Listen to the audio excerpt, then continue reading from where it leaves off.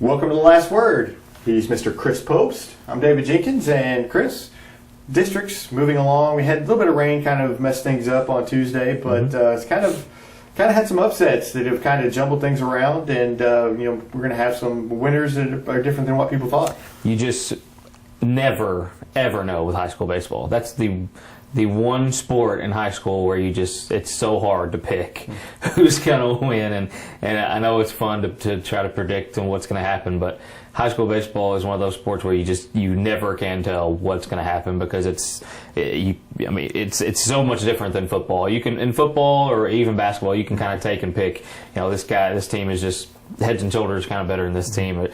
It's just not that way in baseball. But anyway, it makes for a good. I think it makes for a good district tournament because you never know what's going to happen. It does. With baseball, you can have one pitcher control the game. You can have a dominant. He can be dominant and be on, and it just controls the whole game. Where in football, you have to have pretty. You can't. One person is not going to control the game. Yeah. So, Cape Central knocking off Poplar Bluff in Class 5 District 1 tournament. I believe I had Poplar Bluff not winning. I didn't have Cape Central beating them, but it doesn't surprise me. Like you said, anything goes, and just it seems like the top seeds never win the bigger schools. Brian Rosner from the Daily American Republic texted me, and he said that out of the last 8 years, only the top seed has won once. So in that Class 5 District 1. Looks like I know what I'm talking about. So there you go. Yeah. It's one of those. And that's why baseball is just so different. You top seed, yes, it's good to get that bye. Second seed's good to get that bye, but it's tough to do it in a district in a tournament style, I think. But even then, when you look at those two teams, Sykes and Poplar Bluff both losing, they had time to rest and they've had their number ones on. And if I had to guess, I would call Cameron Meisner Poplar Bluff's number one pitcher. That's just me, but that's neither here nor there. But that proves, whatever happens, that momentum is huge. And Cape Central got a big momentum boost the way that they won that game against Hillsboro Saturday, their first round game. Jack Ewan Cummins was a vacuum at third. He had the game-winning hit against Hillsboro. He had a game-shifting double play in that game. It was just one of those games that just kind of fell right into Cape Central's hands. And in Jackson, they kind of had to hold on against Sykeston. Yeah. Sykeston pushed them to the brink. They had a 5-2 lead. Jackson did. They couldn't close it out. Sykeston, made the comeback and tied it up, and I believe had the game-winning run at second. Stranded the game-winning run at second, and then Jackson ended up plating 3 in the top of the 9th to win it. But so Jackson, they're very happy that it rained out the Tuesday championship to give them just a little bit of rest because that game didn't get over till after 9 o'clock. Yeah, they had some arms going. Gavin Turner, he pitched a little bit over 2.5 innings, and then Colton Weber, he pitched 6.5 or something like that. I can't remember the exact one, but anyway, I would think that Gavin Turner would go this game, even though he did pitch 2. They have 2. Those are 2 quality pitchers that can win you any game, and it's Cape Jackson. So it's always a big rivalry between them. And but I will say with Sykeston, I was very impressed all year. They found themselves in situations like that where they're down late, and they always seem to make a run or tie the game or send it to extras. They played, I think, maybe 4 or 5 extra inning games this year. Didn't quite come out on top in a lot, and I think they won one of those games, but just couldn't quite complete the comeback. But it says a lot that they actually made the comeback to me, and with 2 seniors and 2 big seniors of Blake Wilfording and Trent Sidwell, it says a lot about what they have coming up. Right. Yeah, I was going to say that too. They're a lot better than I thought they were going to be. I didn't think that they were going to be. I knew they were going to be young. I didn't think they were going to be as good as they were this year. Jackson's a very good team. Yeah. That's a tough 3 seed to play, and that's kind of why I picked Jackson. I thought they were they have more seniors. And they just seem to be more experienced in district tournament. You could kind of tell early in the game when Sykeston played Jackson that Sykeston was a little. I thought they were a little tight, especially a little bit, especially in the 3rd inning. Whenever Jackson scored a few runs, I just thought Sykeston got a little tight, got a little on edge there, and Coach Sheeter did a great job of calming them down once they got to the bench, but they couldn't. There was no mound. They already had used a mound visit earlier in that inning. he couldn't get out there to them. No. But once he calmed them down, I thought they played much better the rest of the game. But I thought that inexperience showed just that one inning, and that one inning is what ended up kind of costing. When you're down 5, it's tough. I mean, it's you go out and score 3 runs, guys. Come on, let's do it. That's kind of what Coach Sheeter said after the game. But they did that for one inning, and that's commendable for them. But just 2-3 run rallies in a do or die situation is tough to do. But I'm like you. I was very impressed with them this season, and just they kind of grew up and during the season and took some hard losses and got some big wins, I think. But I think it's kind of exciting to see what they have coming up. But they do lose a guy that kind of was a staple in their lineup, and Blake Wolferding, who's kind of a feared hitter for them. You don't want to groove one to him as far as with runners in scoring position. And Trent said, well, their number 1 pitcher. It's always tough when you lose your top hitter and top pitcher, but they've proven to kind of roll with the punches when it comes to that stuff. A lot of times, though, your seniors are your top hitter and your top pitcher. So they've got plenty of people, I think, to replace them. The Wyatt Pratts, the Will Gilmers, there's plenty there. I think they'll be fine. They have a good defense to build on. I think they I don't know. I don't know what that. I think they have all the pieces. I think it's just honestly. I think they're not just out there crazy, but I think it's up here really. I think with this team, they just have to know the confidence what they have. I think that's the biggest thing, and they'll get there. I think they'll get there. I think so as well. Some of the smaller schools in Class 3, New Madrid's playing. They're playing Crothersville for the district championship, and keep in mind we're filming this before the district championships are played. That's played later this afternoon. So it's not exactly a hot take, but you can go back and see what we said. See what we in the end.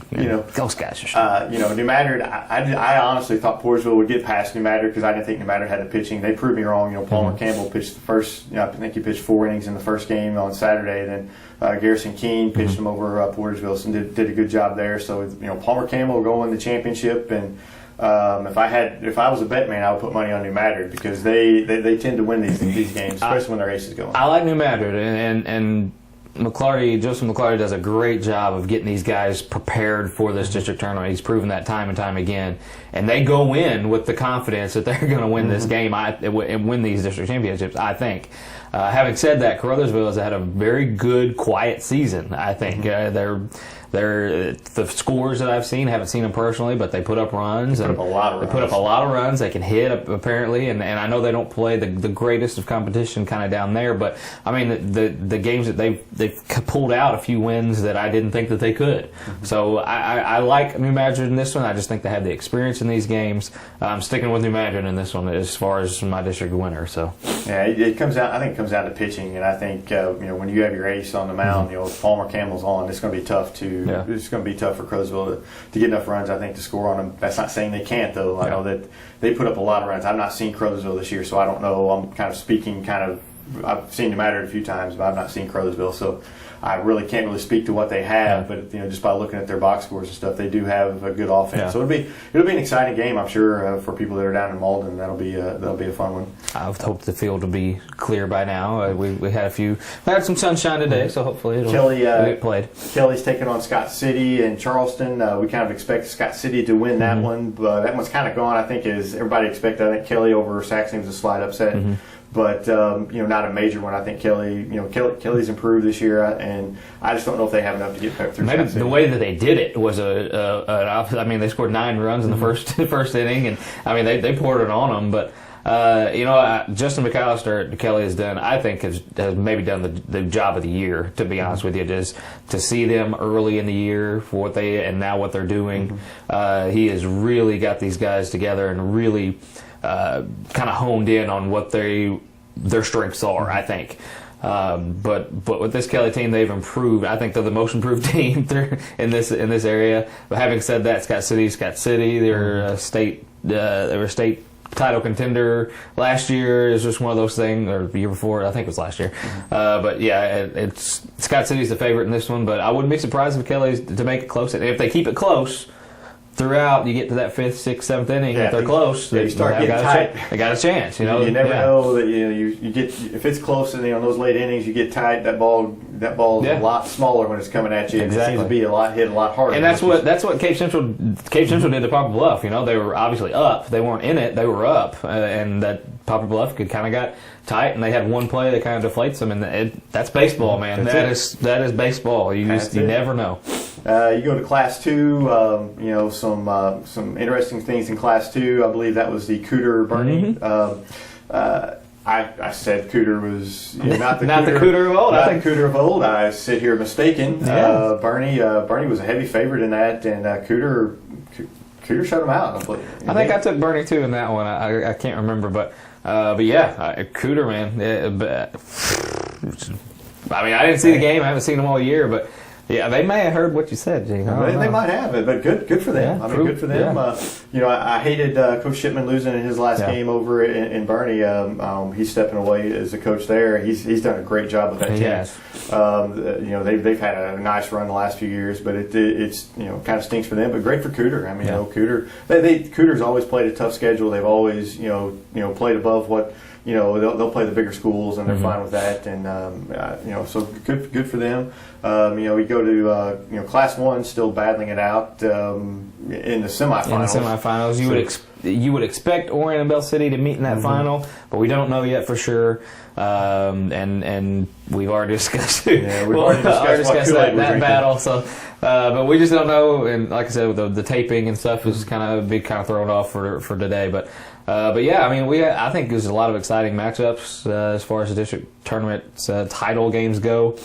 And I'm glad that the kind of weather is kind of held off, and we should get these in, and it should be in a time and manner, and have enough time for the sectional. I do know that the rain was very cold on Monday night, and I did not enjoy it at all. Yeah, I didn't mind you shooting pictures, and I didn't mind that at all. Yeah, so. He sits up in the press box. I'm out there getting soaked. Hey, catching pneumonia. When you have a famous photographer shooting your photos, you take advantage of it. So. I can hardly talk today. That's neither here nor there. You can visit me in the hospital next week.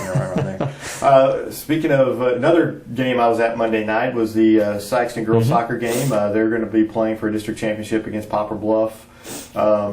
We don't really talk much about soccer here because we pretty much just see Sikeston play. We have one team around here, really. Sikeston. We now have Kelly, but they lost to St. Vincent, I believe, in a pouring rain in a very messy game. Yes, and it was pretty unpleasant weather for Sikeston's win over Farmington, but it was an overtime win, a very exciting win. It was kind of a goal that just kind of was pinballed in, and so now Sikeston plays Poplar Bluff for the championship, and they've met before and early in the year, and Poplar Bluff won on penalty kicks, so you should think that it's going to be another exciting game.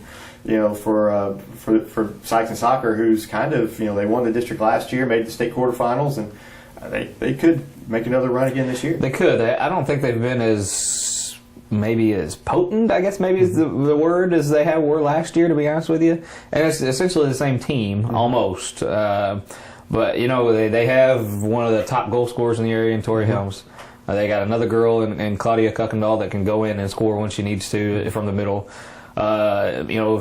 They have had trouble in late situation games and holding leads in late and pulling out overtime games and penalty kicks. Penalty kicks have not been their friend this year. And it's going to get a little bit tougher. They have a new girl in goal, Kayla Graham. Not saying that she did a great job, an outstanding job the other night, but she's only played a couple games in there. So I mean, it's going to be you really don't want the game to go to penalty kicks. I think if you're Sykes, I think you want to win it in regulation.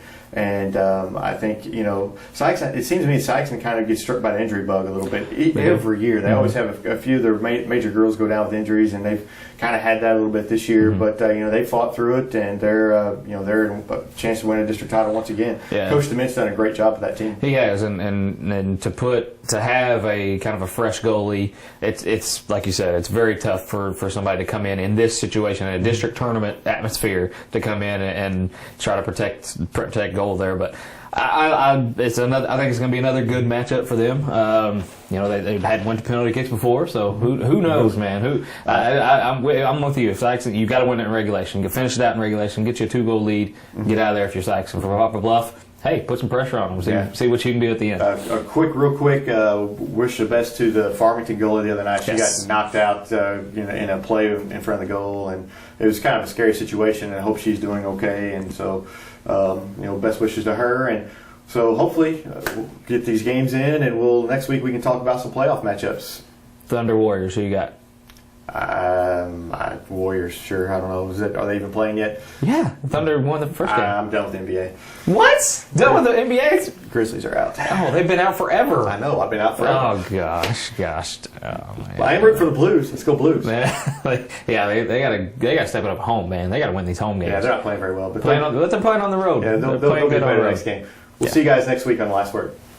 Not so fast. The last word has not been said yet.